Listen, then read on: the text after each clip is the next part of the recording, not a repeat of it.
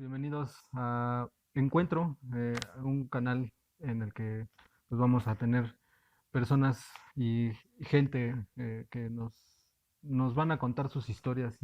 Estamos aquí en Xochimilco. Tenemos un invitado que es pintor, restaurador, fue restaurador de piezas arqueológicas en el Museo de Santa Cruz Acalpixtla. Trabajó como arqueólogo y restaurador de las primeras excavaciones de aquí del centro de Xochimilco. Es cronista de Xochimilco, autor del libro Xochimilco, sus mitos, leyendas y apariciones. Es conferencista, es miembro del INA. Realmente es una persona que vaya, sorprendente. Profesor Sebastián Flores Farfán. Buenas tardes, ¿cómo está? Buenas tardes, muchísimas gracias por invitarme a tu programa. No, profesor, al contrario, muchas gracias por aceptar. ¿Cómo ha estado, profesor? Bien, pues mira, disfrutando de Xochimilco actual, porque pues gracias a los dioses que me dieron la oportunidad de nacer en un lugar al sur del Distrito Federal, un Xochimilco, el cual, pues, agraciada o desgraciadamente, con el tiempo, con el paso de los siglos y todo eso, ha ido cambiando. Sí, claro, es un Xochimilco además con mucha historia, ¿no? Así es, mira, te podríamos platicar que llega un momento en mi vida en la cual me meto en lo que es la historia de mi pueblo. ¿Sí?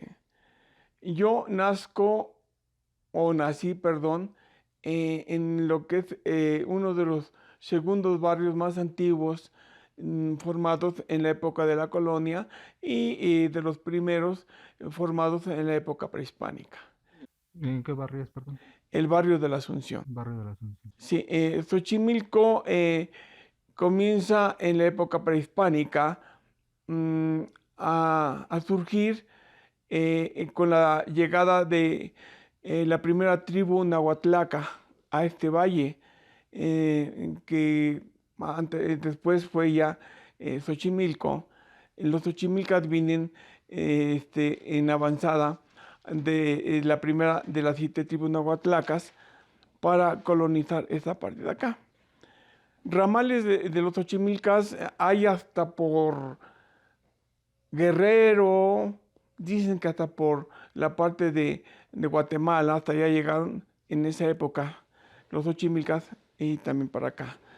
El Xochimilco que yo conocí, pues podría decir, jactarme de que fue un lugar para mí hermoso cuando yo abrí por primera vez los ojos. Un Usted me comentaba que la otra vez que estábamos platicando de sus papás, que tuvo la oportunidad de que sus papás eran dueños de una pulquería, ¿no? Sí, mira, lo que pasa que mis padres fueron de origen campesino, ¿sí? Mis abuelos fueron campesinos. Y si nos vamos a la historia de mi familia, pues en realidad mi papá fue una persona que creció en las Chinampas, junto con mis tíos, mi abuelo, porque mi abuelita era la clásica no sumisa, sino que desde ahí actualmente todavía los que siguen acá en Xochimilco existe el matriarcado. Sí, y todavía está muy marcado el matriarcado aquí. Sí, y los clanes. Entonces, el que tenía que proveer la alimentación y todo eso era el hombre. No importa que era el que mandaba, pero en realidad la que regía la familia eran las mujeres. Y más en el caso de su abuelita que me comentaba, usted también estuvo en lo del pacto de Xochimilco, o sea, se ve que era una persona eh, de carácter fuerte, que le tocó vivir todo ese tipo de cosas, ¿no? Eran fuertes. Mira, si quieres te platico de lo que ella me platicaba. Mi abuela estuvo en el abrazo de Villa y Zapata. Nos platicaba todo eso, tal vez porque éramos medio latosos, mis hermanas y yo, y pues cómo es que te querían dormir a las 7 de la noche. En ese entonces, el Xochimilco que yo conocí era un Xochimilco en la cual no había luz, no había drenaje, no había agua. A mí me tocó con esos aguantadores, pues por lo menos ir al bitoque que había. eh, ¿Qué es el bitoque? el bitoque es la llave de agua que abastecía ahí el barrio de la Asunción y que estaba precisamente en el primer callejón que ahora está frente a la secundaria 36. Ahí estaba el bitoque. Entonces todos teníamos que ir a formarnos con nuestras cubetas, con nuestros aguantadores al bitoque de agua y de ahí llevarlo a tu casa y llenar los tambos que habían para que de ahí lavaban, más aparte en las tinajas echar el agua para el consumo de nosotros. ¿Sí? Entonces, mm, te decía que mi abuelita nos sentaba alrededor del clicuil a partir de las 7 de la noche. ¿Qué es el liquil? El clicuil es el anafre que ellos hacían con piedras a donde cocinaban. ¿Qué lengua es las que ocupas? ¿Es que náhuatl? ¿No es El náhuatl. náhuatl? No. Sí, mi abuelita me gustaba escuchar cómo hablaba el náhuatl, Ujú. porque también por eso, o sea, todo bailado, porque teníamos familiares y tenemos también familiares a donde llegaron por primera vez los zapatistas, a San Pablo Sotepec, Milpalta. Entonces ellos venían y le decían a mi abuelita, me platicaba ella, que ya habían llegado los zapatistas. Em, nos sentaba ahí alrededor y nos platicaba desde los nahuales, las brujas, eh, las guerras que habían tenido. Me platicaba que de los personajes que conoció fue cuando Benito Juárez se llevaba los poderes afuera de acá del Distrito Federal y huyendo estuvo 2 días en el barrio de la Asunción.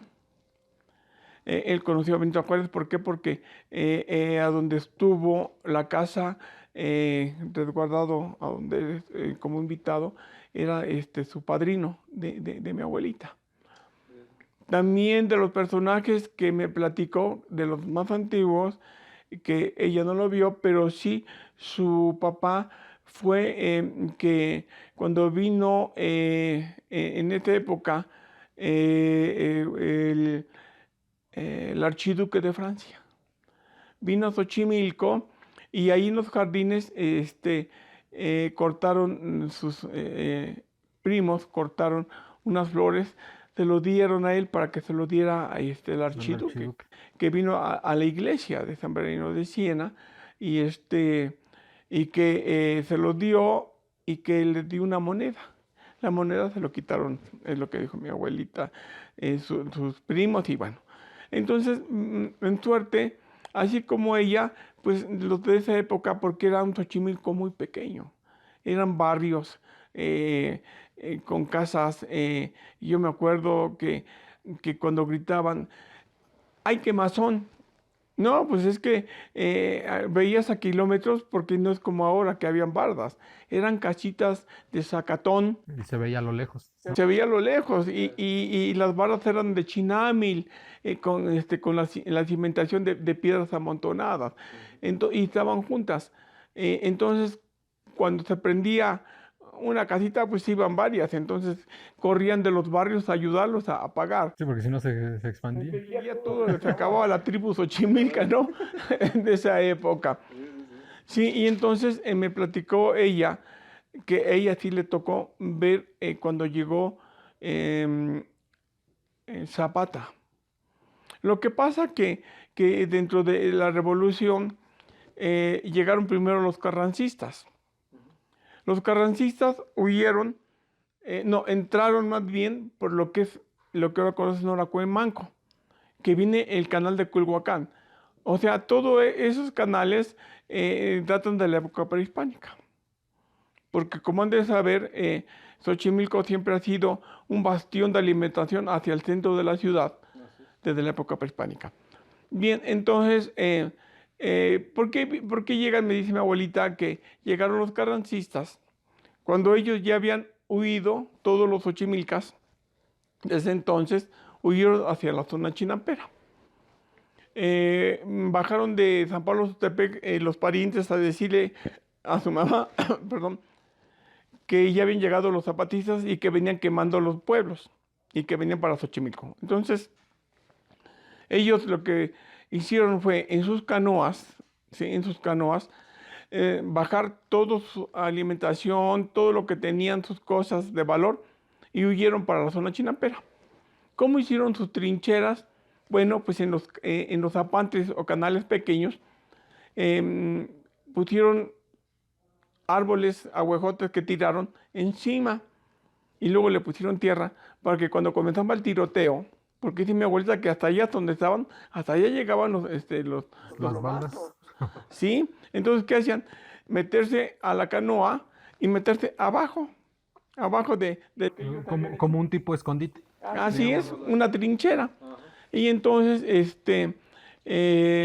los zapatistas llegaron primero que los carrancistas y que quemaron una parte del centro de Xochimilco, una parte de Jaltocán, pero ya estaban allá. Pero como ellos conocían todos canales, porque si ahora tenemos 324 kilómetros de canales aproximadamente, olvídate, era lo doble o lo triple de canales, porque la gente vivía allá, casi por lo regular, allá cultivando. Escucharon, pero para eso eran unos bosques.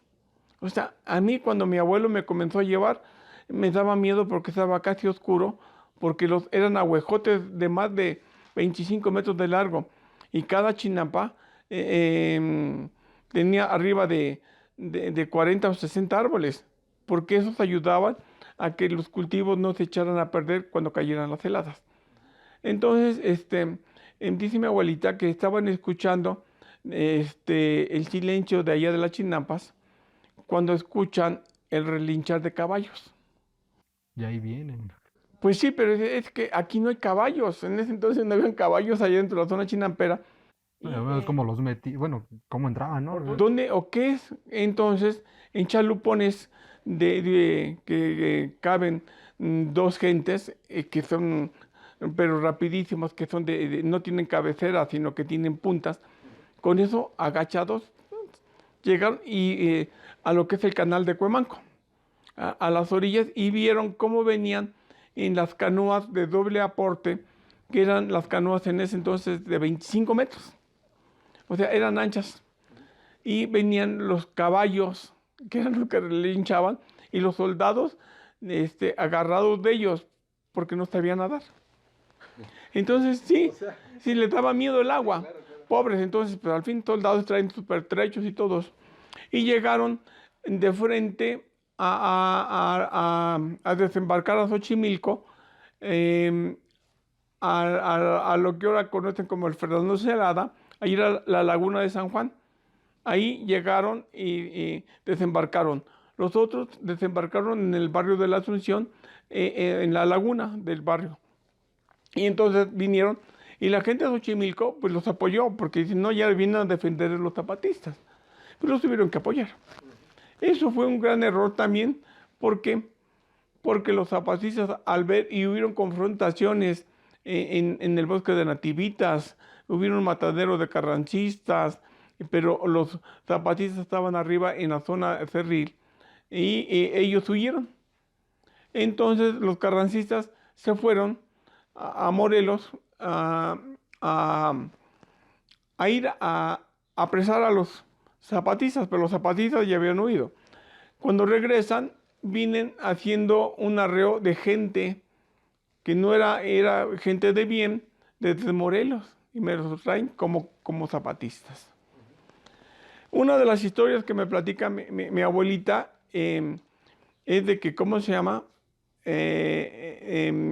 Pues que vinieron colgando a la gente. vinieron colgando a la gente, sobre todo sobre los postes.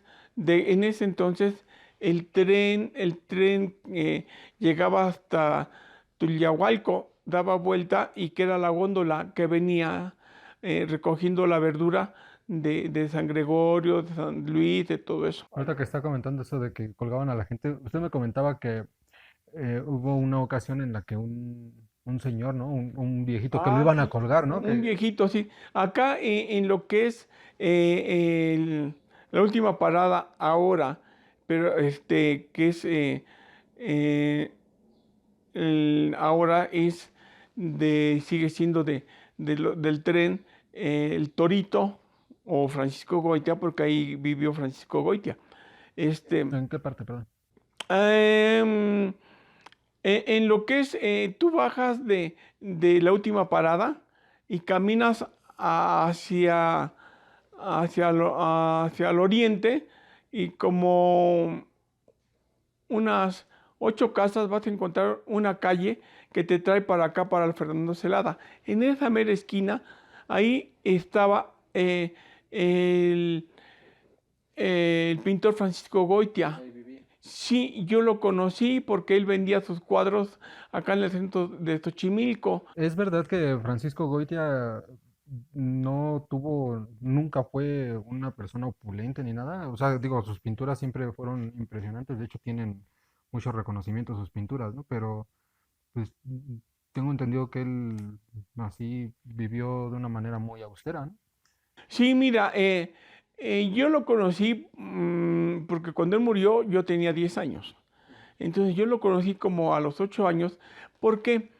Porque en el Tianguis, el segundo mercado que ahora que se le conoce como el Tianguis, en ese entonces lo hicieron para que la gente de Xochimilco, que era cuando cultivaban mucho y sacaban en carretillas y todo eso, hicieron el famoso Tianguis, hicieron unas planchas que todavía por ahí quedan unas corraletas que hicieron para meter el ganado de ese entonces que vendían.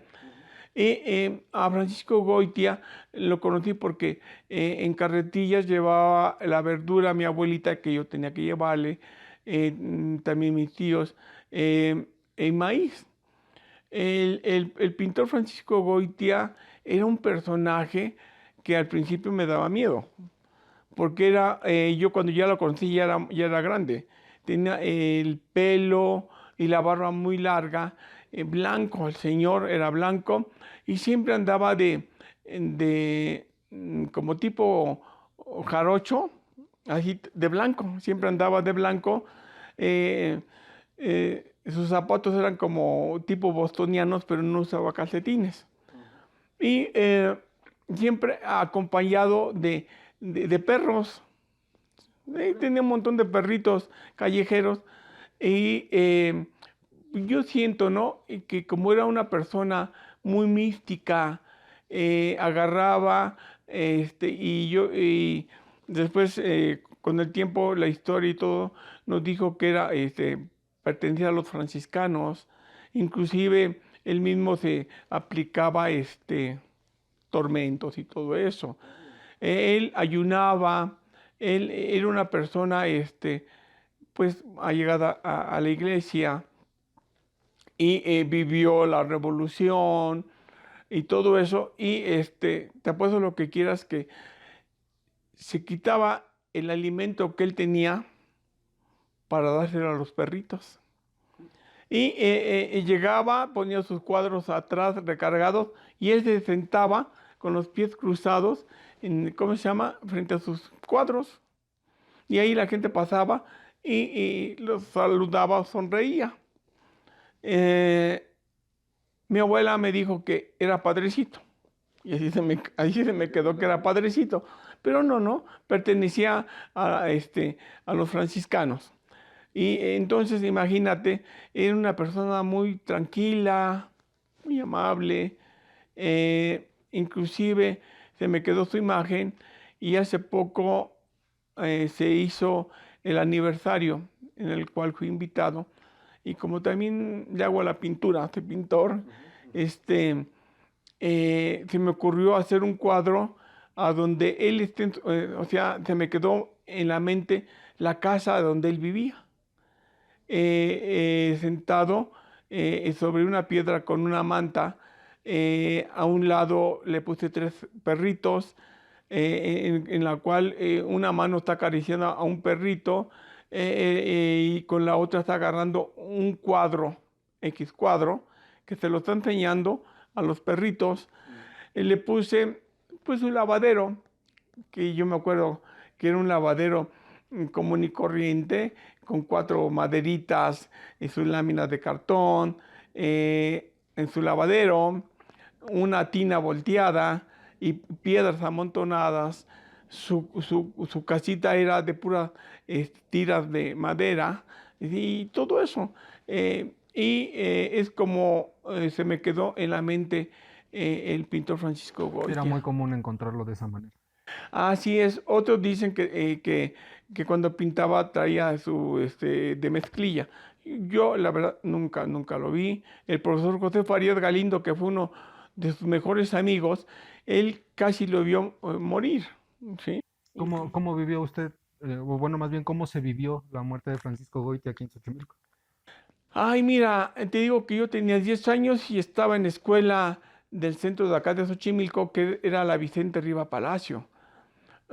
Se corrió la voz de que entre nosotros, allá en el recreo, falleció el padrecito, que falleció el padrecito. ¿Cuál? El de allá, el de San Pedro. Ah, entonces era muy conocido. El señor de los perros. Sí, el señor de los perritos, el pintor, pero no. Entonces, al salir de la escuela, eh, la gente eh, iba como en peregrinación caminando entre las chinampas, porque en ese entonces la calle que te digo que la que ahora viene para el embarcadero Fernando Celada, era una calle, pero era como tipo brecha, porque de ambos lados habían chinampas, habían canales. Entonces, imagínate que él vivía como un ermitaño solito hasta allá, no habían casa, solito, solito. Y había una persona que era la encargada bueno, de hacerle de comer y lavarle su ropa porque le pagaba. Pero él solito hasta allá se quedaba, sin luz, sin nada. O sea, estaba en ese entonces lo más retirado de Xochimilco. Ahora no, ahora ya está, ya hay calzadas. Y cuando llegamos, ahí vamos a ver que murió el padrecito. Cuando llegamos, estaban un cordón de policías en el cual no dejaban pasar a nadie. Y la gente llegaba y pues veía y pues qué padrecito parecía. Cuando yo llegué a tu casa, le dije, abuelita, ¿qué crees que ya murió el padrecito? El padrecito, sí, el pintor. Ay. Y es como me acuerdo de él, del fallecimiento de Francisco Goya, porque yo tenía 10 años cuando él falleció. Vaya. Y supongo que fue un privilegio poderlo conocer. Pues fíjate que sí, con el tiempo, porque, bueno, a mí en la historia de Xochimilco, pues desde la secundaria, siempre me gustó el deporte y más que nada pintar, porque mi mamá estuvo en la escuela de monjas de acá de San Bernardino de Siena y ahí le enseñaron las artes y pintaba muy bonito. ¿De ahí nació su gusto por la pintura Por la o pintura, sí, de ahí, de puras acuarelas y todo eso. Y bueno, de ahí, pues mira, y ya llegué. escuché que comentó que desde muy chico llegó a ganar un premio, ¿no? Bueno, un primer lugar o algo así en la escuela, ¿no? La primaria, secundaria. En la escuela en secundaria, Ya desde ese entonces ya desde está. ahí de entonces el maestro mandó a un concurso, una acuarela que hice, lo mandó a concursar a la Secretaría de Educación Pública y me mandaron un reconocimiento. Pero ese cuadrito, quién sabe qué fin tuvo. De esas cosas que Quedó se ya, olvidan. quedó en la SEP, Ah, mire, muy bien, muy bien. me imagino, Me porque fue en imagino. la SEP desde Sí, entonces. he tenido la fortuna de ver sus pinturas. De hecho, el libro que usted publicó son pinturas suyas. Así es todo. Esas, te digo que mi abuelita nos quería dormir y nos platicaba, ya váyanse a dormir. ¿Sí? Me acuerdo que agarraba y comenzábamos con el rastrojo a alimentar el fuego. Nos daba un atole blanco, o sea, atole de masa con azúcar, porque nunca nos dio café, porque el café decía que no que te quitaba el sueño. Y nos daba unas gorditas de manteca que ella hacía, y con queso. Ah, qué rico. Sí, porque mi abuelita hacía 3 veces al día tortillas. En la mañana desayunábamos con tortillas y nos daban las gorditas para llevar a la escuela.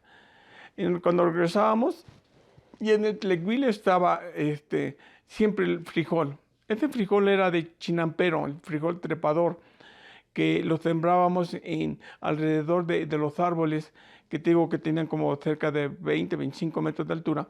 Sembrábamos 5 frijolitos y se subían, llenaban al pobre árbol. Y ya cuando estaba en la temporada de que ya estaba seco, teníamos que bajar el frijol, mi abuelo de un lado y yo de otro lado. Arrancábamos las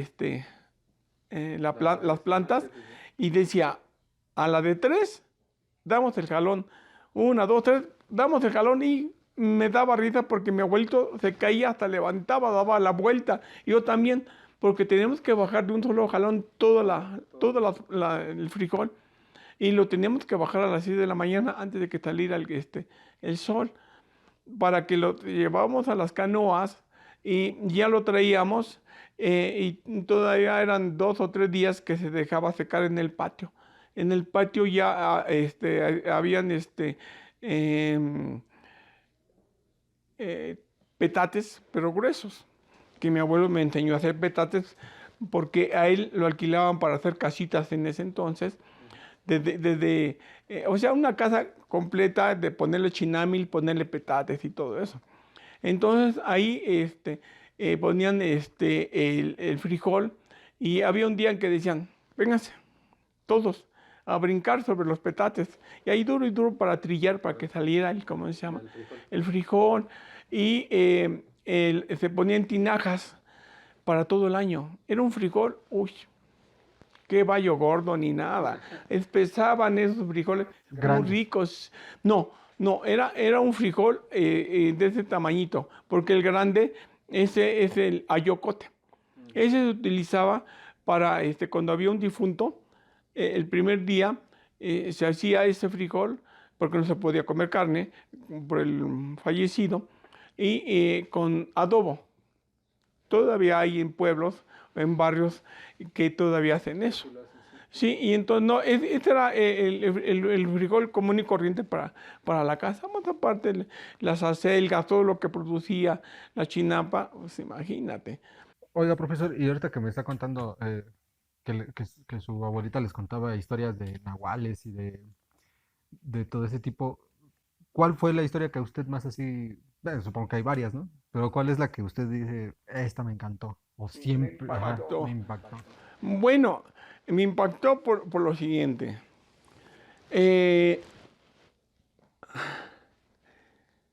Dicen que yo desciendo de uno de los brujos más grandes de esa época, de Xochimilco, porque eran brujos contados, curanderos, que inclusive venían por ellos de Morelos y todo eso. Em, la que me impactó fue de que mi abuelita eh, la embrujaron. A mí me gustó a partir de eso también el área de la parapsicología, lo paranormal. A ver, le gusta. A mí no me cuentan. Y sí, ¿no? Y sí, entonces, lo que pasa es que desde la época prehispánica existen los nahuales, o los curanderos, o los brujos, o las brujas. ¿Por qué? Porque es como todavía me tocó. A las 6, 7 de la noche ya te quieres dormir, ya te quieren dormir. Sí, pues ya no había nada que hacer, ¿no? No, y aparte de eso, que llega un momento que se oscurece. Y al no haber más que nos alumbraban con ocotes o con velitas. Y de ahí salías deslumbrado y no veías nada. O sea, era una oscuridad Pesada. pesada, espesa, que por más hasta, creo que hasta psicológicamente decía, ay, no puedo respirar, o sea, de lo oscuro. Y nada más iba tocando.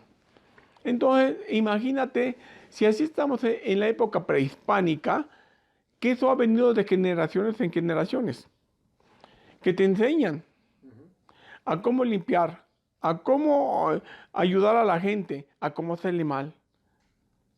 Y en parapsicología, si te platicara lo que yo vi, que dices, ¿cómo es posible? Usted échele, profe, usted échele. Para eso estamos aquí.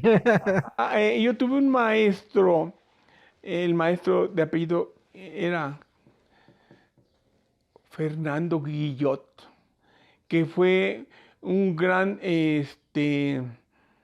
dibujante en ese entonces del periódico El Universal, refugiado de España. Era un personaje blanco, completamente blanco, y la nariz súper aguileña y de ojos azules, un azul fuerte. Imagínate, pues que te quedaba viendo y le digo, ¿sabe qué, maestro? Voltese por allá. Entonces, él me enseñó muchas cosas precisamente lo que es lo paranormal, la parapsicología. ¿Y por qué? Inclusive, él tenía contactos en el CEMEFO, ¿sí? Eh, en la cual, pues, ¿de qué murió? Pues, de un infarto, porque no le van a creer lo que les pasó, punto. Fuimos a una disección en la cual le abren el estómago a esta persona y le sacan el estómago como erizo, por dentro, cientos de agujas. Mi abuela me platicaba en ese entonces que el tío, o más bien el abuelo, el, el- el- el bisabuelo, el papá de todos, que era uno de los brujos más fuertes de ese entonces, que él volaba, él lividitaba. Sí, de repente así, elevaba y se iba. Sí. Ahí ya muchas veces dice, el muerto me sacó y yo iba a amanecer allá por la Noria, o sea, por la entrada, por allá por adelante de la Huichapa. Desde acá, desde el barrio de la Asunción, se la llevaban para allá. Entonces voy a platicar, precisamente está en ese libro, cómo la embrujaron a ella. Ella comenzó que tenía problemas con sus cuñadas, que no la querían. No la querían simplemente porque pues ella había andado con otra persona del barrio de San Juan. ¿Y cómo era que se iba a emparentar con mi abuelo Sebastián si ya había andado con otro? Total que se casan. Todavía sigue eso hasta la fecha. Así es, Las ándale. envidias. Sí, se casan y mm, la embrujan a ella. Ella comenzó con que de repente, ¿cómo se llama? Se, se, se estaban lavando porque habían escurrimientos de agua allá en el barrio de la Asunción, donde ellos lavaban. Salía el agua del piso. Y le daba de repente váguidos. Se desmayaba. Se desmayaba, entonces ya la llevaban. Hasta que llegó un momento que ella ya no volvió en sí. Acudió su mamá a uno de los mejores doctores que tenía su consultorio aquí a un costado de la iglesia del lado de la Guadalupita. Y le dice, no, pues está en estado de coma. ¿Qué le Tanto así, pasó? en verdad. Vaya. No podemos hacer nada más que esperar un milagro. O si no, pues esperar a que deje de respirar. Entonces, su mamá, doña Juanita, eh, pues sí, le creyó, pero también sí, sabía que no la querían los familiares de mi abuelo. Y para no hacerla, ella acudió a un curandero de acá de Ayacapixtla y lo trajo. Y le dijo, sí, ella ya está más del otro mundo que de acá. Ya se la estaban llevando. Sí, deme 3 días y se las entrego viva o muerta. Y que traía su morralito y estaba ahí adentro, lo dejaron con ella, y nada más salía a, ¿cómo se llama? A desayunar, a que le dieran de comer y se volvía a meter. Al tercer día escuchan de repente que grita mi abuela, pero fuerte, como que si despertara de algo, ¿sí? Y entonces sale el curandero y les pide un brasero con carbón prendido. Y dice, pasen, pasen por favor. Ya pasaron su mamá y sus hermanos. Pasaron y delante de ellos le sacó de la boca a mi abuelita un ajolote, pero grande, grande, casi como tipo culebra, grande, un ajolote negro, o sea, un axolotl. Lo sacó y dice, miren, y lo echó a las brasas del brasero. Y dice mi abuelita que le platicó a su mamá que el animalito se revolcaba, pero llenó el cuarto, y era un cuarto grande, de humo, pero un humo espeso, espeso, espeso. Y después le sacó 3 habas grandotas. ¿Sí? Sí, ya, ahora sí, saquen el brasero, ya disiparon todo. Denle un atole de masa, porque no ha comido, y son bastantes días. Y dice, miren, voy a decirle una cosa. Le dieron de tomar, sus parientes o alguien le dio de tomar algo y se estaba yendo ya. Ustedes me dicen, ¿quieren que la maldad que le hicieron a Felipita, se la regresemos o se la regresamos? No, pues no quiso. Juanita, o sea, la mamá de mi abuelita Felipa, que no quiso. Entonces dejemos esto ahí, pero ahí está. Y entonces ya agarró, ahora sí, mi paga, ya le pagaron. Y una con otra. Cuando estaban en la cocina estaba platicando de los nahuales.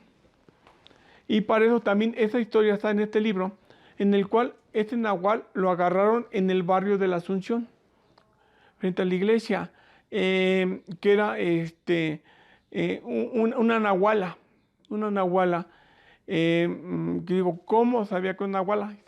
¿Por qué? Porque los nahuales siempre entraban a Xochimilco por el lado de acá de Caltongo, ustedes venían de Morelos, venían revolcando los perros y ahí vienen los nahuales, y delante de la gente pasaban los animalitos, se convertían en burritos, se convertían en perros, en gatitos, hasta en hojas que iban rodando. Y digo, ¿y qué no lo hacían nada así? No, pero pues sí, venían a revolcar a los animales. Y en las casas, cuando llegaban en la noche, se metían, y por eso estaban los tapancos para que las tortillas o los chiquihuites los subían allá arriba. ¿Cómo se subían? Nada más se subían a hacer su necesidad fisiológica los nahuales, ahí la plata, en todo eso. Pues ya estaba la gente cansada. Fueron a ver al párroco y le dijeron, ¿sabe qué? Que anda un nahual en el barrio de la Asunción y anda haciendo todo esto. Pero en sí, ¿qué son los nahuales? Así, porque tengo una idea, ¿no? Digo, la idea tradicional es que son brujos, digámoslo así, que se convierten en animales, ¿no? Pero en Así sí, es. ¿qué es un nahual? Pues como tú lo dices, el nahual es un don que tienen los brujos de convertirse en animales e ir a hacer maldades. Es todo lo que andan haciendo, porque ni matan ni nada, simplemente es para robarse en otros lados del ganado, las gallinas y todo eso. Nada más vienen a hacer cosas, pero viajan kilómetros. Pero eso es lo que yo también me gustó buscar en la parapsicología. ¿Qué pasa? ¿Cómo libidita la gente? ¿Cómo se elevan y cómo se van? ¿Cómo pasan las paredes? ¿Cómo se materializan para pasar todo eso? Son dones que inclusive ellos lo tienen que pasar a dejar a alguien, quieran o no quieran. Es donde dicen que es un pacto que tienen con el demonio. Y ahorita creo que todavía, bueno, es que digo, supongo que por la mancha urbana que se ha generado, ya pues prácticamente eso Hay, ya son mitos o son leyendas, ¿no? No, hay curanderos, hay curanderas que saben manejar lo que siempre ha existido, como te dije, desde la época prehispánica. Ahí no había penicilina, no había todo lo que de ahora, pero sí ellos, inclusive hay un libro de arbolario de Juan Badiano, ¿sí? Nativo de Xochimilco, en el cual dice las hierbas, para qué y dónde las encuentras y para qué te sirven. Era con que ellos se curaban, heridas, disentería y que todo vendría eso. siendo ahora la medicina alternativa. Así es. Entonces, eso ha pasado y todavía hay en pueblos, con barrios todavía, los más bajos, pero por el qué dirán, no te lo dicen. No tan fácil te lo dicen. Sí, bueno, es que sí, yo tengo en alguna ocasión, mi mamá también tuvo un conocido que pues, creemos que falleció exactamente de brujería, ¿no? Porque dejó de comer y por más que le hicieron estudios, no le pasaba nada de comida, ¿no? Hasta que pues ya lo llevaron con un brujo, pero ya fue muy tarde, ya no hicieron nada, ¿no? Así es, mira, dentro de la parapsicología, lo paranormal, es lo que tenemos, la energía, y ellos la sabían conducir desde la época prehispánica. ¿Cómo es posible que yo te estoy viendo y de repente te meta esto dentro de tu cuerpo? ¿Cómo entró? ¿Quién sabe? Nada más con el puro poder de la mente, yo creo que sí, ¿no? Ellos dominaban mucho la mente y volviendo a la oscuridad. Si no tenían que hacer en ese entonces la mente la tenían que estar revolucionando y todos, Más como dice, ¿no? Que en esa época en la que, digo, a usted le tocó ver la oscuridad densa, ¿no? sí, Ah, ¿qué hacen? imagínese, hace muchos años, digo, vaya, sí, supongo que por eso hacían también rituales, ¿no? O sacrificios, ¿no? Así es, así es. Entonces, pues, ir al inframundo, pues raro es el que ha retornado. Ha estado cerca del inframundo, o sea, donde están los muertos. Y regresa, pero raro es el que regresa, ¿no? A platicar que llegaron a ver la famosa luz blanca. Sí, pero hasta ahí nada más. ¿Sí?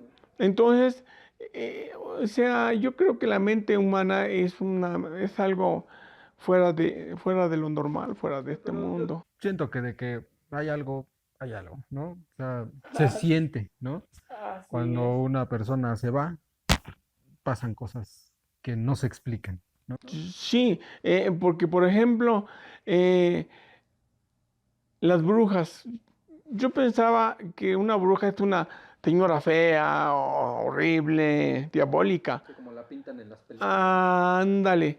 Sí, imagínate, yo tenía como 7 años aproximadamente, y era pues el Xochimilco, que no había luz, no, o sea, estaba así. Entonces, frente a tu casa acá en lo que es de la secundaria 36 era un alfalfar enorme. Y los del barrio, pues, ¿qué hacíamos? Estar jugando pelota ahí y de repente se oscurecía y todavía seguíamos ahí jugando. Ahora dices, es que no son 100 ni 200 metros, son kilómetros de acá donde estamos hasta el cerro más alto que es el volcán El Cuauhxin, ¿sí? De ahí, allá veías, y vete a saber de qué tamaño eran, porque veíamos las bolas, no eran bolas pequeñas, eran bolas grandes Famosas bolas de fuego. que brincaban de un lado y de otro, pero allá arriba sí, mira, bien vaciado. Mi abuela, ya métanse, porque esas son las brujas. Uy, la bruja, córrele, ¿dónde metíamos? ¿Dónde llegué a ver otra vuelta a las famosas brujas? En Chalma. En el mes de agosto, yo desde que tengo uso de razón, desde que nací, me llevaban a Chalma. ¿Sí? Cuando tenía yo aproximadamente unos 6 años, ¿sí? Llegábamos allá y era, pues, era selvático allá, Chalma, no está como ahora. No, no, no, no había casas, nos quedamos en una hospedería y todo eso. Y están dos ríos, el río que viene con agua rebotada de un costado de la iglesia y otro que viene de pura agua limpia más abajo. Entonces, pero ese río, el de agua rebotada, se va hasta Huila y no vete a saber no sé hasta dónde se va. Muy caudaloso ese río. Entonces, a donde ahora está el estacionamiento de allá de Chalma, siempre fue ahí, porque ya no pueden bajar más hacia abajo, sino que ahí llegaban los camiones y bueno. Entonces estábamos acá arriba y diabluras andábamos haciendo ahí y bueno, ya era de noche, igual, brincando ahí atrás de la iglesia, que está, no sé si conozcan Chalma, pero atrás de la iglesia es un valle. Allá brincando las famosas bolas de fuego. Y de repente se dejaban como si fueran correteando, dos o tres, se bajaban así, pina, así correteándose, y los veíamos así, pasaban, claro que hasta allá abajo está el río, se iban para allá, para Huila, para allá se iban, ya no regresaban, pero así se iban. Sí, y ahora que tú vas, dices, no, es que no son 100 ni 200 metros, son varios kilómetros que andan bailando esas cosas. Sí. Y es dentro, o sea, meternos es otro tema dentro de todo eso. Y en Xochimilco, pues pasó lo mismo, pasó lo mismo. Y pues es una parte de los famosos nahuales. Y te digo que esa nahuala fueron a ver al párroco y le dijeron que, pues es que tú le disparas, decía mi abuelita, le disparas, le avientas las fibras, le avientas lo que quieras y le rebotan, no les hace nada. Entonces fueron con el padre y le dijo lo que querían matar a ese animal. Entonces, dice, bueno, que le dio una cera, pero que se llamaba cera Diana, que después, ya aquí entre nos, yo una vez le pregunté al párroco, bueno, no de esa época, ¿no? Y voy, ¿qué es la cera Diana? Que yo no conozco a nada. Bueno, que le dio la cera Diana en ese entonces y a los perdigones se los barraron. Las fisgas es con que pescaban, ¿sí? Muy filosas y todos. Los ganchitos. Ándale con el gancho con que se mete y nomás ya no sale. Ajá. Entonces con un carrizo. Y resulta que llega el famoso día, porque hasta eso no llegaban cuando ellos querían, ¿no? Sino que llega el famoso día y que ahí viene revolcando. Y ven que era un gato, pero grandote. Después dice mi abuelita, como eso, como las panteras. Ah, así grandote, era un Como un gato. lince, ¿no? Sí, pero un gato grandote, pero grandote. Y entonces, pues no estaba su primo, el que tenía la retrocarga, la escopeta, perdón, eh, que agarra uno de los primos, la fisga, que ya tiene preparada. No, eran buenísimos ellos. Practicaban imagínate, así el agua semioscura y de repente nada más veían salir un poquito el pescado y Le daban. le daban con ganas. Pues cuánto menos son animales.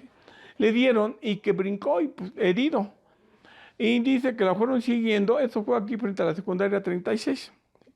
Lo fueron siguiendo porque iba dejando los charquerones de sangre. ¿Sí? Hasta que llegaron y lo encontraron frente a la iglesia de la Asunción. Ahí estaba el gato, pero era un gato grande, del tamaño de un perro. Pues es nahual. Entonces ahí había, a donde ahora es un árbol, un sabino o un ahuehuete, ahí dice mi abuelita que había una higuera grandota. Entonces la colgaron y al colgarlo le vieron que tenía una hilera de tetas. O sea, era ¿cómo se llama? Era hembra. Y la cara y el cuerpo de un gato grandote, pero el pelo era una greña, era greña de humano. Sí, de humano. Y que ahí estuvo como 3 días colgado, ¿no? Y que al tercer día o cuarto día, temprano, uno de los de los que vivían allá en el barrio de Bodoque, en el callejón de Bodoquepan, que tenían que pasar por ahí, pues salió, ¿no? Ya se va al trabajo y encontró que estaban dos inditos y una indita con un burrito y le estaban llorando a al gato, al gato. Y, y dice, ¿qué les pasa? No, es que mire, nuestro animalito se salió de la casa y ya lo venimos a encontrar acá y está muerto, está colgado. ¿Es un nahual? No, no es un nahual. Bueno, no espérese, no se vaya. No nos los quiere entregar. Yo no, yo que voy a entregarlos, ¿Y bájenlo. yo por qué? No, se queda así, ¿y yo por ¿Y qué? yo por qué? No, no, no, bájenlo. Pues, total que no, por favor, denos, por favor.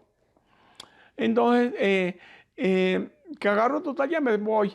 Agarro y bajo el gatito, o el gatote grandote, lo embarraron en una frazada, lo echaron arriba del burro y se fueron.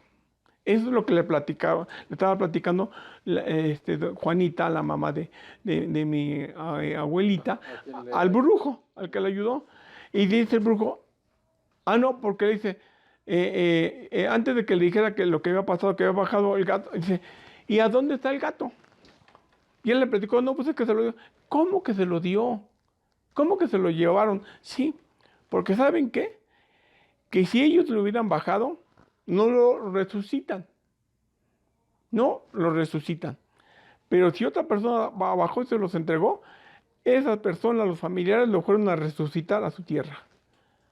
Ese ya está viva. Esa. Profesor, ahorita que estaba comentando que entró en comunicación social, ¿fue antes de las excavaciones aquí en Xochimilco o fue después? No, fue mucho antes. Sí, mucho antes. Lo que pasa que pues murió mi mamá y murió mi papá. Entonces imagínate que yo tenía todo. Tenía trabajadores y de repente ¡pum!, se acabó todo. Quedamos mis hermanas y yo quedamos al cuidado de mi abuela. Pero mi abuelita era canija, o sea, imagínate, revolucionaria, no, pues cuál, y luego que uno es muy aprensible, pues ¿dónde? De ahí comencé, bueno, pues a estudiar y todo eso, y me gustó la música. Que vive el rock. Que viva el rock, sí, sí, que viva el rock. Lo que pasa que fueron cosas que pasó en mi vida, en la cual, pues mi papá, le dolió mucho que haya fallecido mi mamá, se dejó al abandono, tenía muchas amistades dentro de esto, entonces, eh, pues le dolió mucho que haya fallecido mi mamá.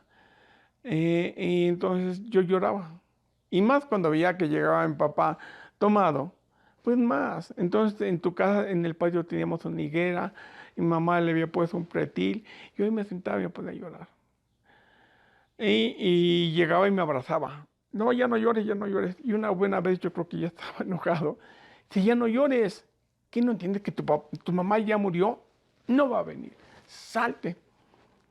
Mis únicos amigos en mi vida eran los trabajadores, porque yo no conocía a la gente del barrio.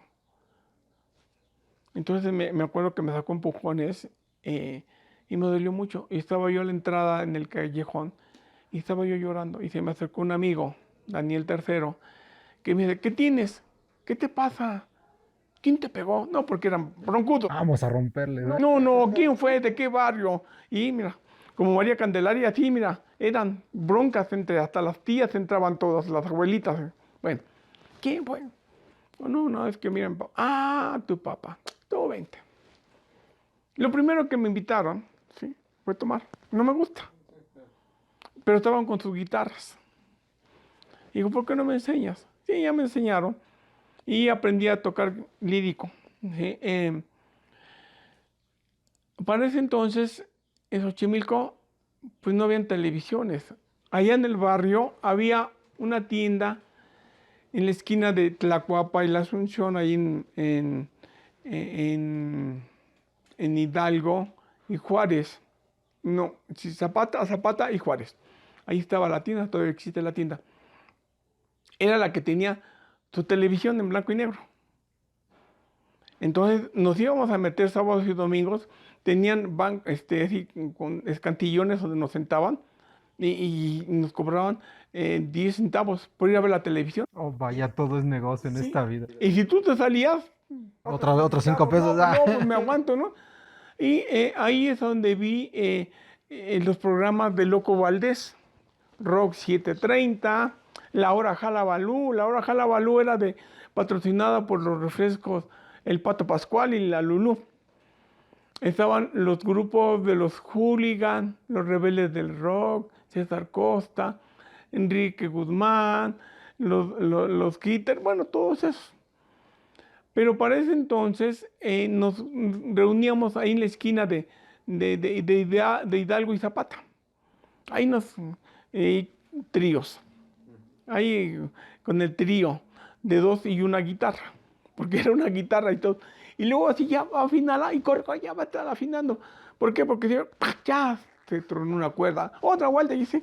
Entonces, eh, había un grupo de rock en ese entonces que era los Gama.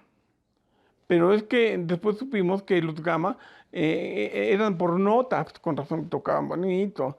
Y se ponían a ensayar arriba de su azotea con sus aparatos Fender. Uy, uy, uy. Y escuchábamos, no, qué bonito, qué bonito. Y luego apareció otro grupo de rock más a unas 3 cuadras hacia el fondo, en el barrio de Tlacuapa, que se llamaban los Hans, las hormigas. Igual, pero eso ya lleva teclado. Uy, sí, y entonces un buen día, oye, Daniel, ¿por qué no hacemos un grupo de rock? Sí, sí.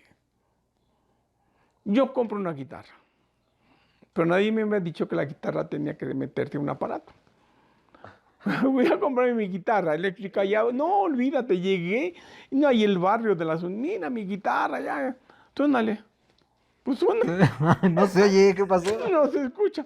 Y me acuerdo que ya él invitamos a otro muchacho que ya falleció, también baterista.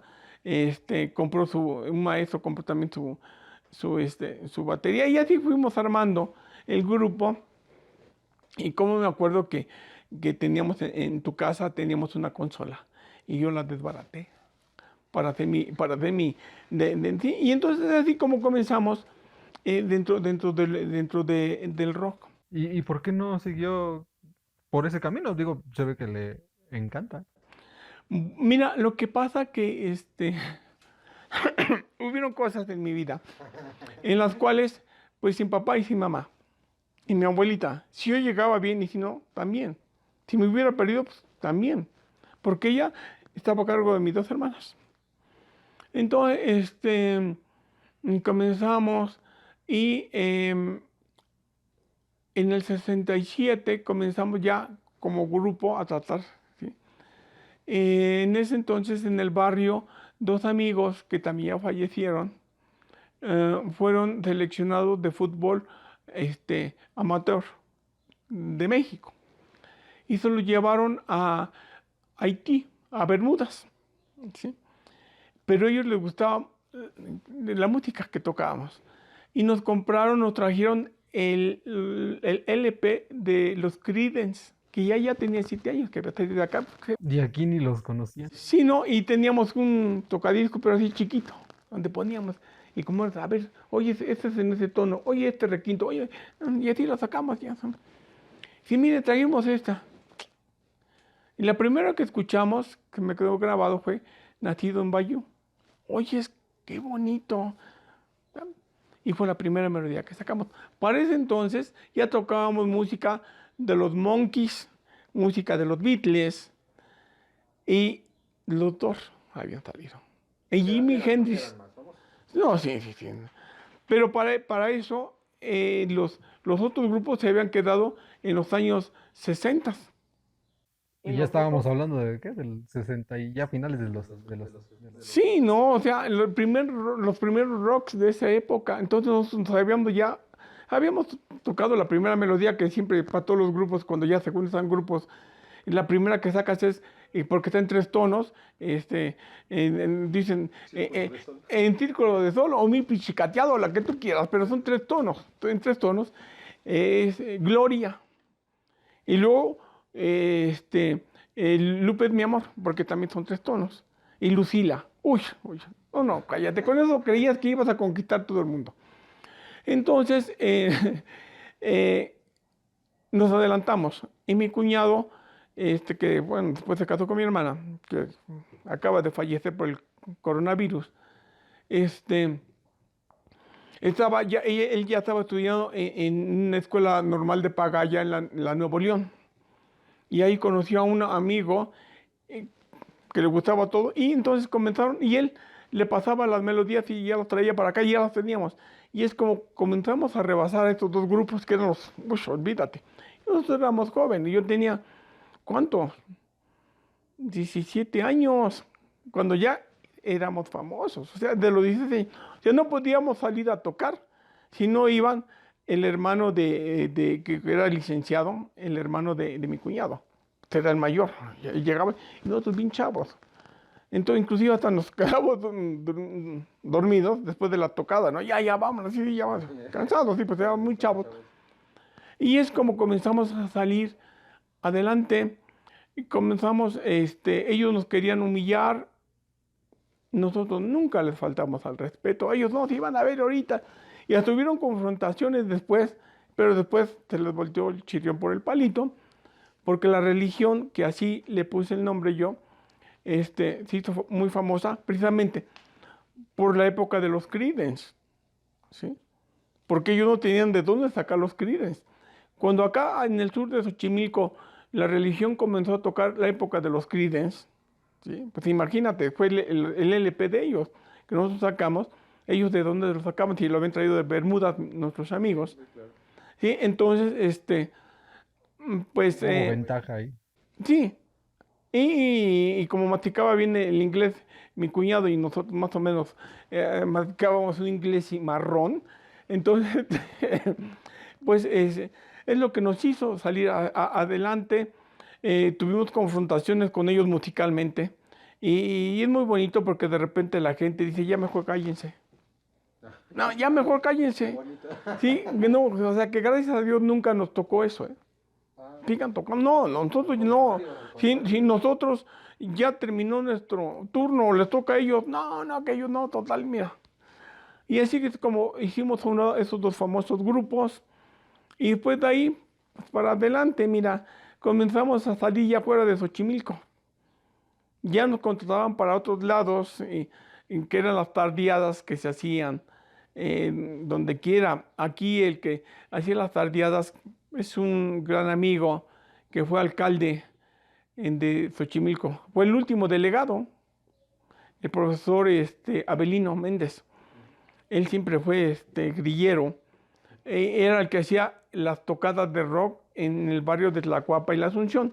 Los que no, así, pues, la adolescente también, ¿no? Y los que no conocen esos barrios son los que están a la orilla del lago de Xochimilco. Imagínate, pues ahorita ya hay casas. Antes no, antes el rock era no correteado, pero ahora ya nadie dice nada. Entonces, limpiaban la chinampa. Me acuerdo que hasta en las chilacayotes ahí andamos brincando, porque ahí tocábamos. El profesor Abelino fue el que me hizo, antes de fallecer, 50 años de rock, activo más bien, de la religión, con los grupos con los que alterné en mi vida desde ese entonces que comenzamos en las grandes tardeadas de Iztapalapa, de Azcapotzalco, de Nezahualcóyotl, de donde quiera que nos contrataban. Comenzamos con Duk Dukes, con Ritual, con Peace and Love, con Love Army, con La Factory, con Nuevo México, con Trisol y My Mind, antes de que se peleara con tu compadre Alejandro. Alternamos con Javier Batis, últimamente con estos jóvenes Liran Roll, Tex-Tex y todo. Tengo entendido que usted todavía está activo, o la banda más bien está Sí, activa. todavía tenemos 52 años de estar tocando rock y pues hasta ahorita no nos han bajado. O sea, digamos que esa es la parte que a usted la parte relax, ¿no? Para, Con la para, que usted se puede relajar, ¿no? para mí sí, porque mira, yo siento que, que los aplausos, los gritos, de que la gente se emociona, llega un momento que estás arriba de, de- de los estrados cansado, agotado de tocar y todo eso, y de repente todo eso te levanta. No bajas, no, no, otra vuelta con muchos ánimos, aunque después ya abajo dices, a ver dónde me siento, ¿no? Ahí muere. Si ahí muere, ya no quiero tocar. Entonces, pues para mí, de lo que me ha tocado vivir, porque es muy difícil de repente todo se te vuelva monótono y de repente te pasa algo en el cual regresas a la vida y te haces ver todo distinto. Sí, claro. Ah, como dicen, qué bonito sol, ¿verdad? Qué bonita luna. Oyes, qué bonito te aplaudieron. Oyes, qué bonito te gritaron. Sí, aprende a uno a valorar muchas cosas. A valorar algo que se te vuelve monótono en la vida. Ujú. Sí, es lo que me ha pasado últimamente con este encierro que he tenido, con lo que me ha pasado. Pues gracias a Dios, por ahí como dicen, por algo estamos acá. La gente que me conoce, de los medios que me han hablado y todo eso, que supieron lo que me pasó. Eh, Algo que te voy a comentar, eh, Janet Arceo, del programa La Mujer Actual, sabía por medio de la información que sale todo esto que yo había fallecido. Y hasta que después de un año se logró contactar con mi esposa. Y mi esposa me dice, te habla Janet Arceo. Digo, ay, sí, ya le contesté porque yo no, o sea, estaba yo muy mal. Y me dice, profesor, profesor, pero así emocionada. ¿Es usted? Sí.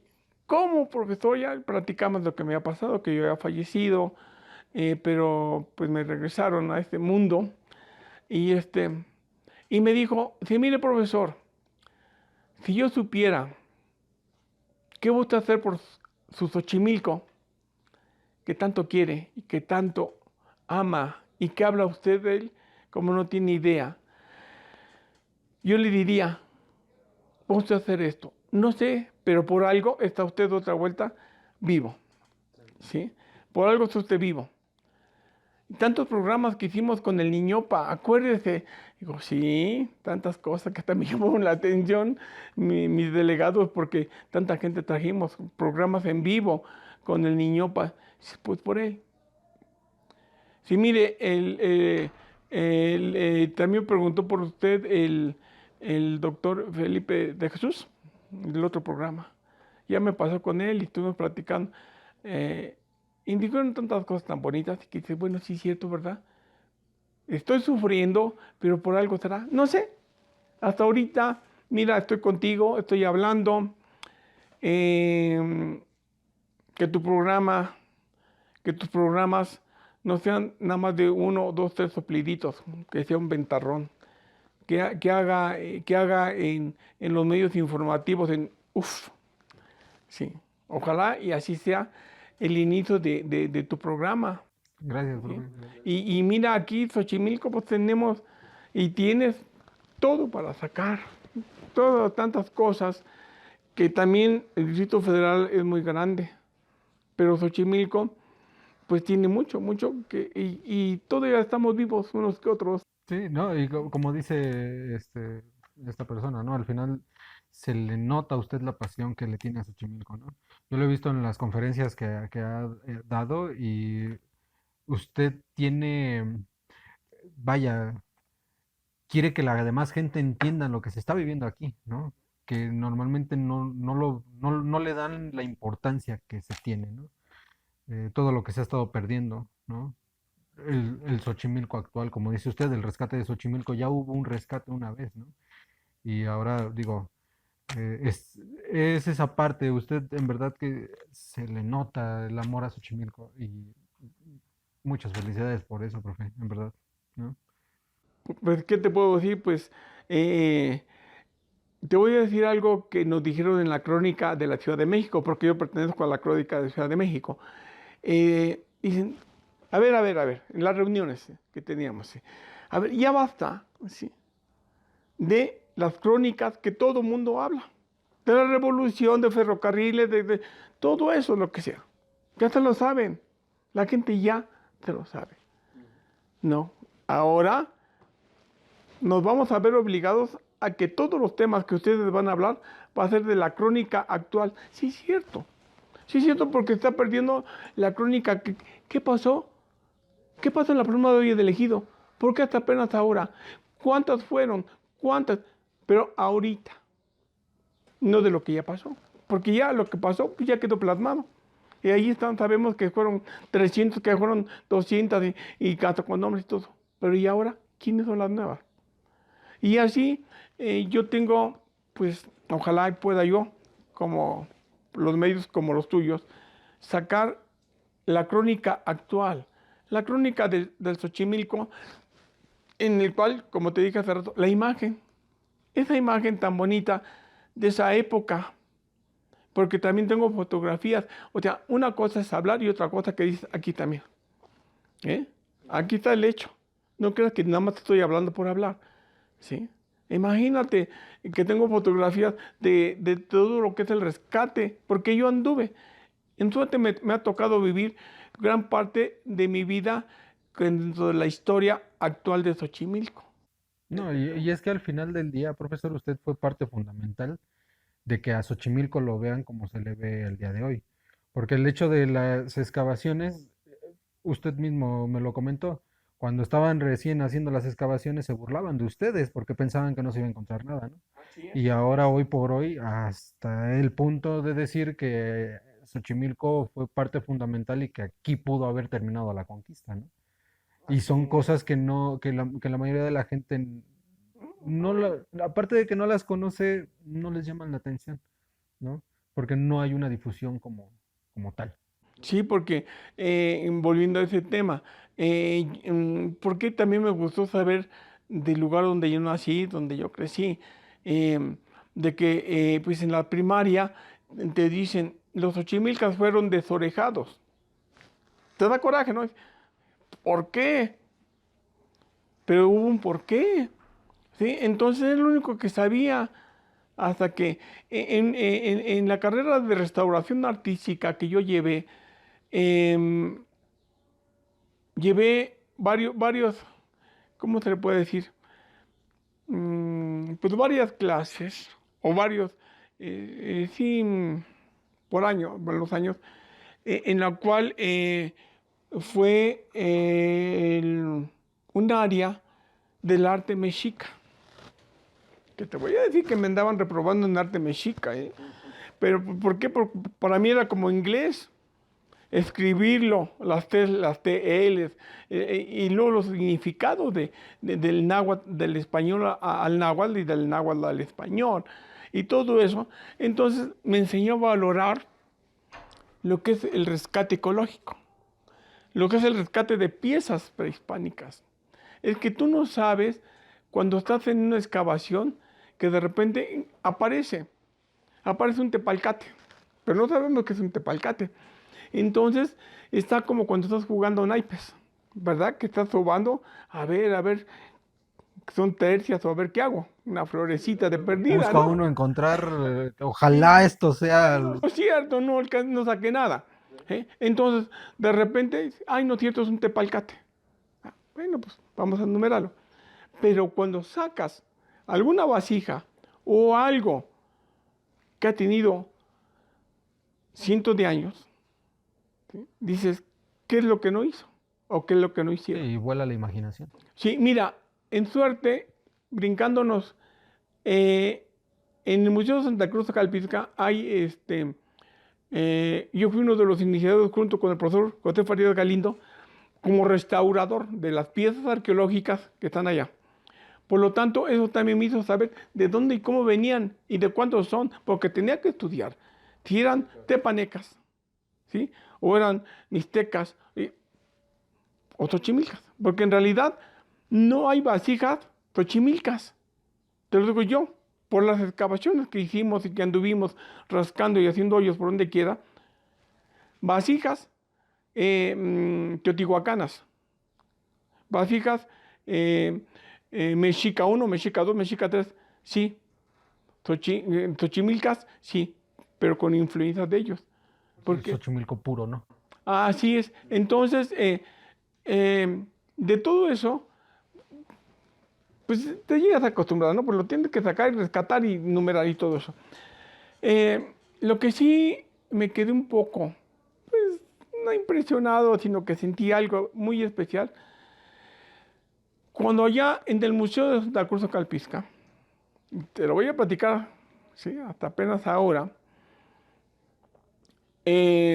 Cuando yo llegué, era el basurero municipal de allá. Estaba llenito de basura, todo lo que ahora es el museo en la parte de abajo. Farías me invitó a trabajar y estuvimos. Entonces, en la parte de atrás eran chinampas. Inclusive, las ardillas se metían allá, al patio del museo de la chinampa, se metían los tlacuaches, se metían, uy, uy, uy, cállate. Entonces, una vez íbamos en la parte de atrás, íbamos a comprar con una casa de doña Ticha, una señora que vendía refrescos y tenía vacas y todo eso, con ese muchacho Raúl Ramírez, que ya no vive acá en Tochimilco, parece que vive en Tláhuac, que era el trabajador de ahí del museo. Íbamos caminando y entonces vimos que estaban sacando tierra. Un agujero, un hoyo. Pero para eso íbamos cerca y que digo, ¿sabes qué? Eso que está ahí son huesos. Y para mí que son huesos de mamut. No, no, no, profesor, ¿cómo que? Oh, sí, no, esos son de, ¿cómo se llama? Es de un árbol podrido. No, mira, ven. Digo, mira, esto es una vértebra. Ya lo limpiamos. Ay, sí. Digo, ¿conoces al que está, el señor que está haciendo el agujero? Sí, tío. ¿Qué pasó, Raúl? ¿Qué estoy diciendo? Estoy diciendo aquí para una letrina.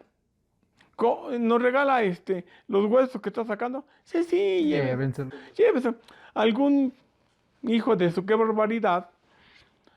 Se le murió una vaca o algún caballo y lo vino a enterrar acá. Órale, córrele, vete por la carretilla de allí del museo. Estábamos escasos, ¿qué? 80 metros del museo. Ya sé. Ajá, ajá. ¿Sí? Entonces, pues ya llegó con la carretilla, órale a limpiar, porque no, ni escoba ni nada así, mira, con lodo. Como Sí, se pudo. sí, pues sacamos acá unas vértebras, un fémur, digo, mírate el fémur. Y ya, pues ya estaba la carretilla llena de lo que habíamos sacado. Ya me voy con mi mamá. Ya vámonos. Y digo, ay, digo, espérame, mira, eso es parte de un colmillo. ¿Qué pasa, profesor? Eso es yeso. O no, está petrificado. Mira, ya lo limpiamos. Digo, mira, lo tronó el señor, pero mira de ese tamaño. ¿Quién sabe el otro dónde lo dejó? Era más o menos así. Y así, ¿eh? Entonces agárralo de allá, agárralo de acá. Al levantarlo, se quebró la mitad. Pero fíjate que cuando hasta lo limpiando y todo eso, ¿sí? En ese momento sentí algo que dices, bueno, las vértebras no vieron nada, ¿verdad? Están dentro del animal. Pero esto que es su arma, ¿qué no vio? ¿Qué no hizo? Es lo que me hizo pues que me elevara, que viera, me fuera así. Oye, tengo algo que no vio, que no hizo. Son miles de años que tengo en mi mano. Millones de años. Eso dentro de las excavaciones que estuve y que rescaté vasijas, osamentas y todo eso, Esa es la que más me impresionó, que más sentí. Una vibración, algo así, de tener en las manos algo que anduvo caminando durante millones de años. Y que se mantuvo intacto durante igual millones, ¿no? Vaya, profesor. Y en las excavaciones de aquí del centro de Xochimilco, ¿qué fue lo que más le impresionó encontrar? Porque encontraron también varias cosas. Sí, mira, eh, primero te voy a decir la historia, cómo comenzó esa excavación. Ya estábamos al momento arqueológico con Rosalinda Cabrera y andamos haciendo expediciones en el Coailama. Y yo siempre vivía acá en el barrio de la Asunción, de la secundaria 36. Y de ahí ya me iba para allá, para el museo. Y una vez vi que estaban ya levantando, porque aquí la explanada era un parque, le decíamos el parque porque había juegos, volantines, resbaladillas, columpios y todo.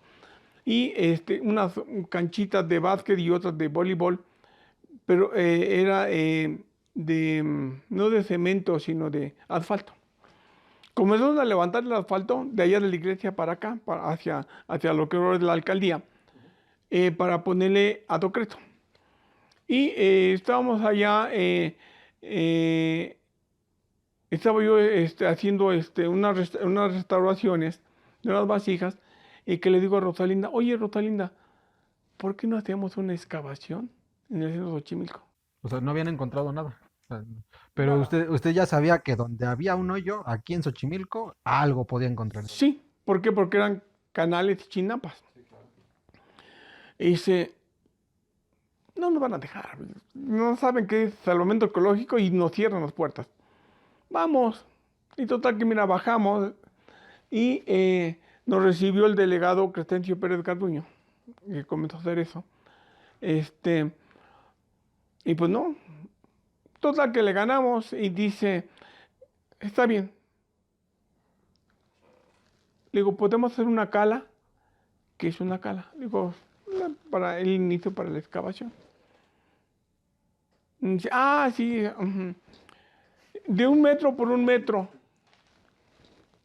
Ya, de 1 metro por, ¿te imaginas 1 metro por 1 metro? Dice, inclusive, para que lo hagan rápido, mandó a traer al capataz y habla con él. Yo he dicho, ¿sabes qué? Dale los más ruquitos. Y si así fue. Nos dio 2 trabajadores, don Pedro y don Juan, unos viejitos. Pero, por ejemplo, don Juan venía de Morelos, porque los trabajadores iban por ellos hasta Morelos. Pues imagínate, viejito, pero son buenísimos para las La excavaciones. gente que es más grande es la que luego más lenta. Pero sí fue fiel, pero canijo. Y don Pedro también era de acá, venía del estado. Total, para no hacértela, ese mismo día comenzamos, que digo, oye, Rosalinda, como nadie nos está viendo, ¿qué tal si en lugar de 1 metro por 1 metro lo hacemos de 2 por 2 metros? Ya, hacemos bastante. ¿Ah? Porque yo llevé todo eso, ¿no? Para hacer cuadrículas y hacer todo de la excavación. Pero tú sabes muy bien que para que valga una excavación tienes que ir capas por capas y vas diciendo, ¿sabes qué? Estratigrafícamente es acá es esta época, porque es lo que vamos encontrando. Y yo sabía que había, desde la época de la Revolución, un mercado y después otro mercado que fueron quemados en la época de la Revolución y todo eso.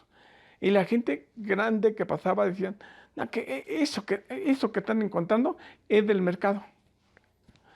Pero nosotros sabíamos que no, porque ese mismo día le bajaron, hicieron el pozo mm, como de 2 metros, 2 metros y fracción.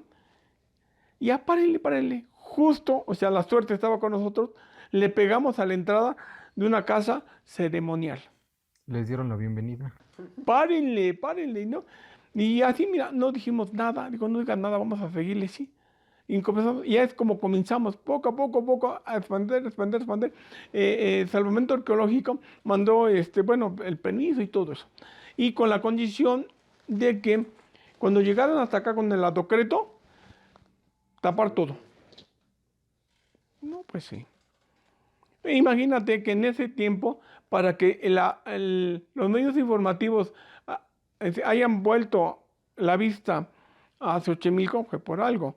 Porque en ese entonces estaba lo de la Koyosawski, estaba lo del metro, las excavaciones, lo de todo lo que estaba encontrando en el centro de la ciudad.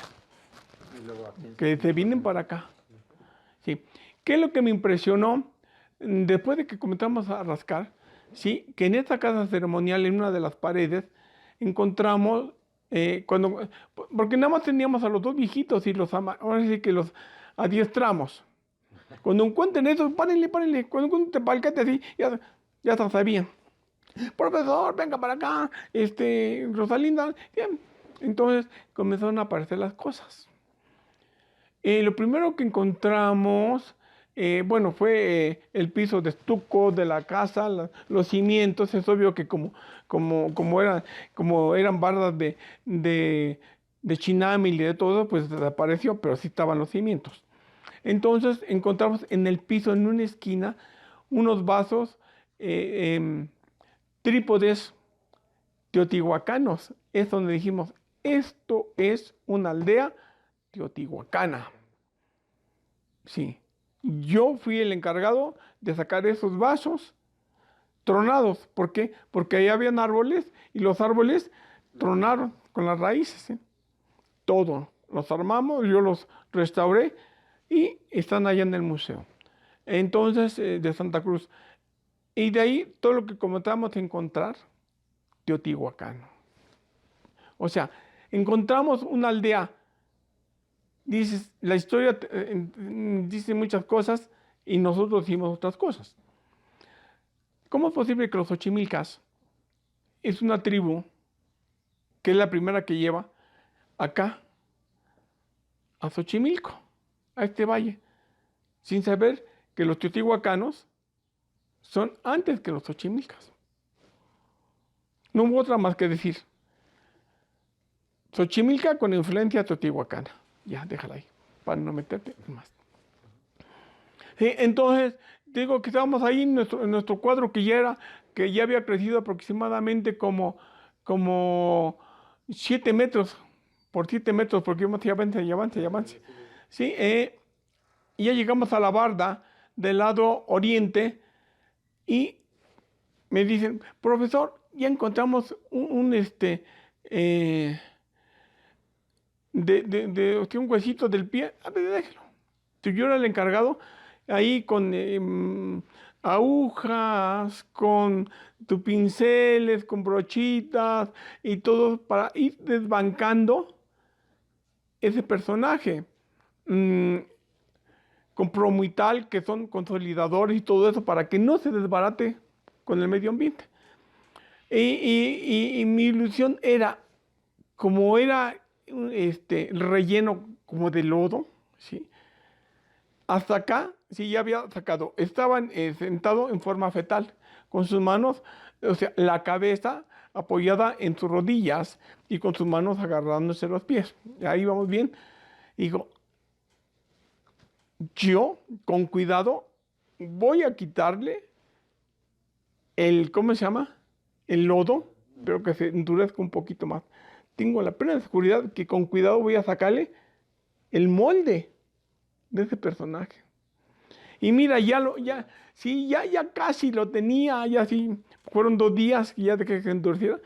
Y justo con el momento que le meto la aguja en la parte de arriba para comenzar a hacer el redondel para bajar eso, en ese momento se desbarató. O sea, sí, hazte cuenta que le dieron, se desbarató. He visto cráneos,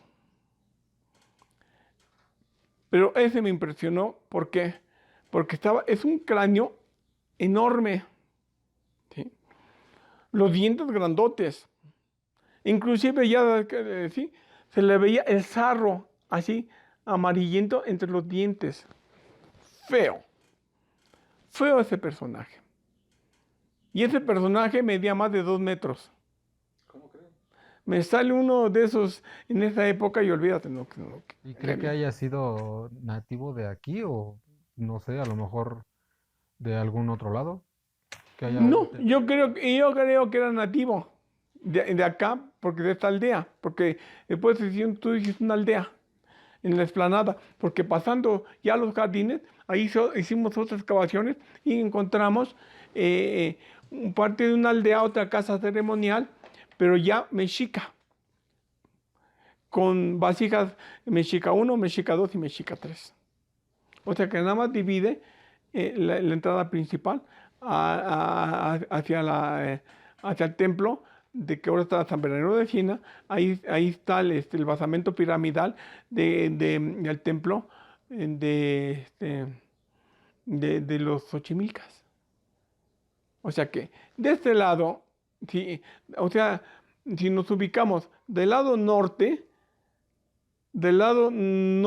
está un pueblo mexica, Xochimilca, pero con influencia mexica. Xochimilca con influencia mexica.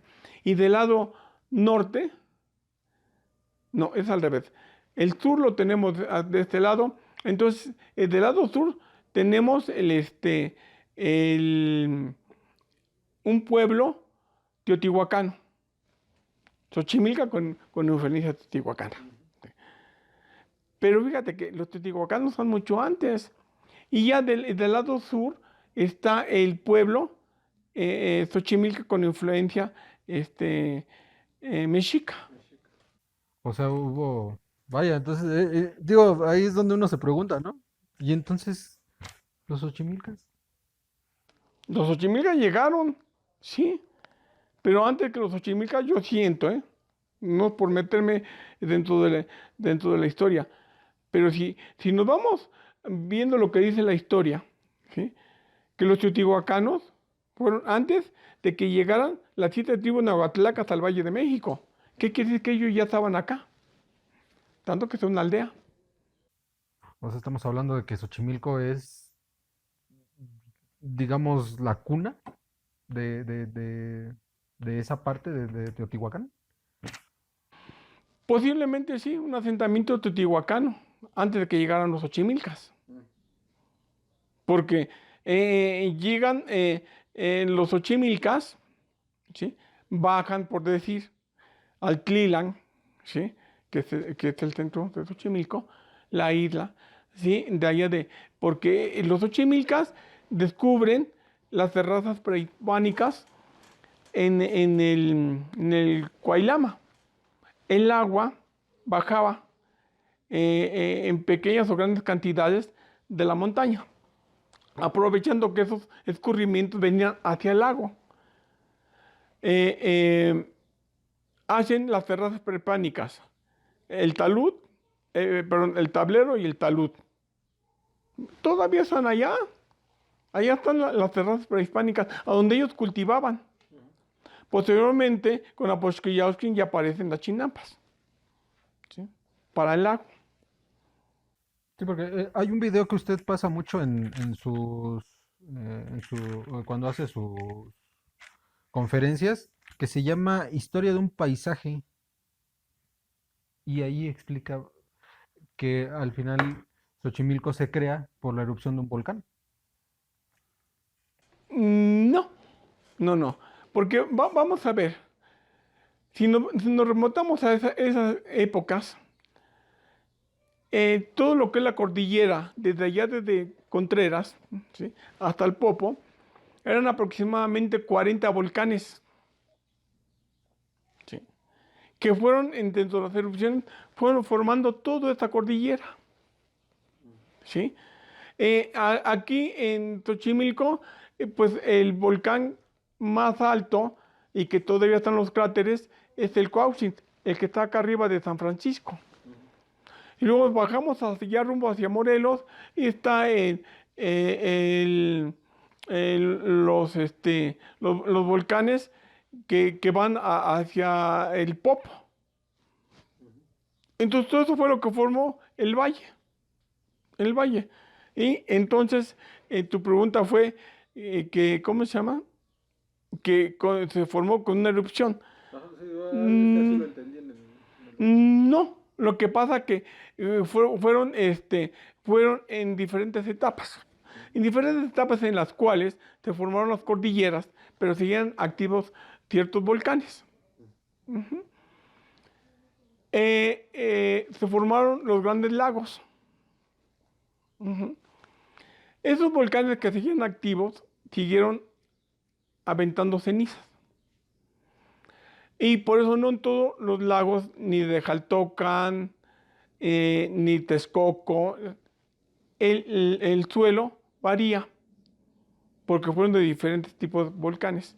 En suerte, los volcanes que hicieron el lago de Xochimilco, o sea, los sedimentos son de origen volcánico de color oscuro. Son cenizas de color oscuro. No son, por ejemplo, los del lago de Texcoco, que es salitre, tepetate. Ujú. Por eso es que la tierra aquí es más fértil. Es una tierra muy fértil y son de origen volcánico. Por eso, si tú agarras una de las chinampas, la tierra, y la tallas, te va a pintar de color negro. Negro. Oh, ya. Sí. Sí, con razón. Con razón. Sí, claro que ha ido variando conforme los siglos que han pasado.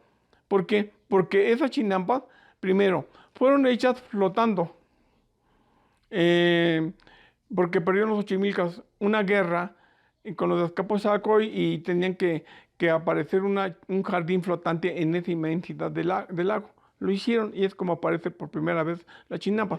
Pero como en los cortes que se hicieron de una chinampa, resulta que pues, la chinampa ni modo que vas a echar puro lodo, y estas flotaban. Entonces, se cree que fueron criadas con los famosos árboles de esa época, que ya existían los ahuejotes. Hicieron balsas y luego echaron lo que es la raíz del tule y el chacaltule, principalmente el chacaltule, bueno, es una planta parecida al tule, pero en pequeño.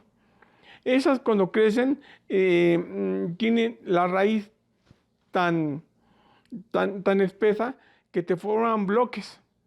Eso lo sacas, es muy pesado. Lo sacas y es como van conformando una chinampa. Va como por Ándale, etapas. como tapetes y luego tierra. Y luego es lo que hicieron una chinampa. Inclusive hay chinampas en la actualidad que son pocas en las cuales tú brincas y se siente fangoso. Sí, pues de hecho, digo, no nada más.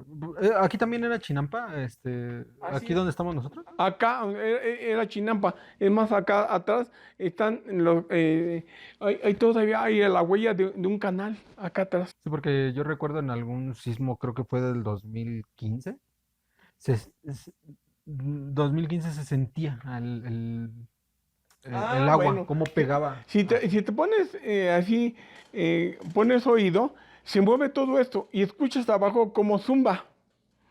Y si estás cerca de allá del deportivo, vas a escuchar cómo rebota el agua abajo, pega con la montaña.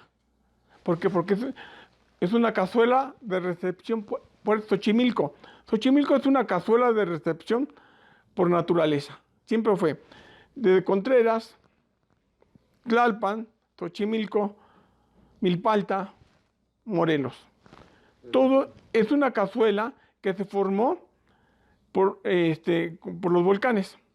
¿Sí? Xochimilco quedó acá arriba y el Distrito Federal está hacia allá. Entonces, imagínate que se fue formando con miles de años toda esta parte del lodo a donde estamos. Y luego esto alguna vez pudo haber sido una chinampa que también la hicieron. ¿Por qué? Porque a la desecación de los lagos por los españoles, el agua se fue yendo hacia el norte. Esto comenzó a bajar, a bajar, a bajar, hasta donde está actualmente las chinampas. Que las Sí, están ancladas. Ajá. Pero todo esto fueron parte de chinampas. ¿Y cómo podemos verlo? Pues no vamos tan lejos. Acá en la esquina vas a ver esos árboles que tienen más de 100 años. Esos árboles son los clásicos ahuejotes. Y si ves, yo acabo de hacer una pintura en la cual, pues, me tocó hacer los estudios desde entonces y sigue estando igual. Las calles de Juárez, de Hidalgo, las de San Juan, son lo que respetaron porque esos canales llegaban hasta acá, hasta adentro de la iglesia. Y fueron creciendo las chinampas. O sea, la gente fue haciendo las chinampas, ya. O sea que si tú rascas a ambos lados, vas a encontrar muchas cosas prehispánicas. Bueno, profesor, ya pues para terminar, em, ¿usted qué recomendaría o qué le diría a las personas que están interesadas en este tipo de temas de la arqueología, de la historia, aquí en Xochimilco? ¿Cómo rescatarlo? ¿Cómo rescatar toda esta historia para que no se pierda? Bueno, mira, yo pues no soy nadie para decir lo que debe una persona hacer, pero para rescatar los de Xochimilco, a mi modo de ver, porque yo he pasado todo eso. Tú no sabes lo que es luchar contra gente que no les interesa. A gente que, déjalo, ahí está, déjalo. Yo diría que mejor dejen tal y como está actualmente Xochimilco. Sí, ¿por qué? Porque Xochimilco es un lugar patrimonio cultural. Yo digo que sí, pero abajo, abajo, abajo, porque van a ser, qué bueno, yo no estoy peleado contra lo moderno. Qué bueno, ¿no? Vamos para arriba, para arriba. Pero si tú vas a rascar algo, que lo vas a sacar para desecharlo, o dices, porque es así, ¿eh? ¿Sabes qué? Dile al albañil que ya encontró eso, que lo entierre o que lo quiebre, porque va a venir la delegación o va a venir a alguien, ¿sí? El INA, ¿sí? Y nos va a parar la obra. Entonces, hasta donde se pudo rescatar, punto. Para mí lo más interesante es como el centro de la Ciudad de México, el Zócalo. Yo estuve ahí cuando se inició el rescate con el profesor Contreras, cuando por primera vez aparece la Koyosavsky. Ve el tiradero de casas que se hizo y de la época de la colonia. Sí. Para unos, oye, desbarataron, sí, pero sacamos eso de allá abajo. Sí, y hoy por hoy es único. ¿Sí? Ahora, yo a las autoridades, no de ahorita, sino de siempre, cuando yo he estado cerca de ellos, yo les dije, ¿por qué no hacemos una ventana al pasado? Ya no vamos a levantar todo el piso, ya dejemos ahí eso. Si se puede rescatar, qué bonito sería, ¿no? La aldea teotihuacana que tenemos acá en Esplanada, porque ahí está con sus entierros, con todo, porque ya son, me parece que han hecho dos excavaciones después de las que hicimos, de la primera que hicimos, que han venido a rescatar y se han llevado todo para Lina. ¿Sí? Muy pocas piezas de las más importantes, ¿sí? Las escondimos y yo te digo cuáles son las que están allá, ¿sí? En el museo. Y qué bueno, porque si no, ahorita ¿dónde estaría? Sí, claro. Adiós. Mi manera de ver es que dejemos el pasado tal y como está. Vivamos el presente. O si no, bueno, vamos a abrir una esquina y ahora que ya hay tanta tecnología, ponerle un domo y dejar ahí abajo lo que encontremos. Ya no pido mucho, un jardincito de los jardines y yo le diría dónde está lo que encontramos, está ahí abajo, porque lo volvimos a tapar, le pusimos plástico, le pusimos arena de río y todo eso para que sea redescubierto y para decirle, a ver, miren, así como está, hacen una maqueta y está el Teocalli, están las casas y todo de esa época. Pero sabemos que están allá abajo. Porque no vas a desbaratar el centro de Xochimilco, sería bueno. Sí, nada más sería un pedacito, ¿no? Sí, para que vean que también tenemos nuestro centro histórico. Sí, claro. Porque, pues de Xochimilcas, de los Xochimilcas, en excavaciones bien hechas, solamente yo he sido el único Xochimilca. Porque nadie puede decir que estuvo en las excavaciones del centro de Xochimilco, ni como empleados. Yo sí. Rosalinda Cabrera, no sé para dónde se fue, que fue la jefa de ese rescate que se hizo. Que después vinieron, sí, porque se dieron cuenta al salvamento arqueológico que todo lo que estamos encontrando, y sí, vinieron otros como apoyo. Pero hasta ahí nada más. Entonces, pues mi modo de ver es, dicen, evitemos el saqueo, mejor dejemos que reposen como siguen esos restos arqueológicos que con orgullo tenemos en Xochimilco. Y pues si llegaran algún día a rescatarlo, pues que lo hagan bien, ¿no? Las personas Como que se están. debe de hacer. Sí, sí, porque eh, han venido y nada más quiero que me digan a dónde están todo lo que metieron acá, que se les dio permiso, que encontraron al meter tubo acá en la calle de acá atrás. ¿Dónde están? En el Museo de Santa Cruz Ocalvisca no hay nada.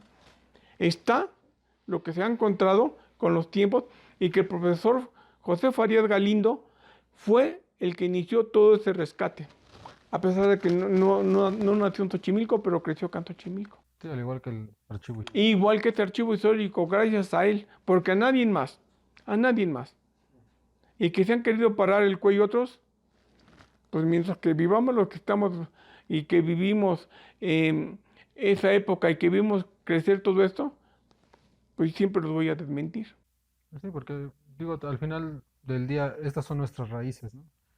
Y tenemos que saberlas, ¿no? Para poder tener, o más bien para poder querer más a Xochimilco, como se debe. Más que nada presumir que Xochimilco tiene historia y está acá plasmada.